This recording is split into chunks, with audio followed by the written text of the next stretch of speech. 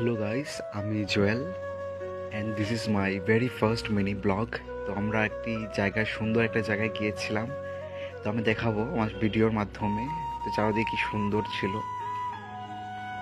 তো প্রথমত দীপ সকাল সকাল আমাকে ফোন করে বলে যে ও একটা সুন্দর ডেস্টিনেশন খুঁজে পেয়েছে এবং আমরা ওর সাথেই যাচ্ছি।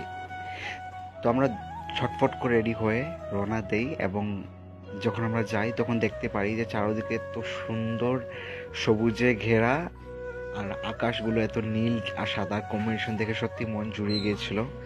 আমাদের সঙ্গে ছিল রাজীব আর সঞ্জু। তো আমরা চারজনই যাই।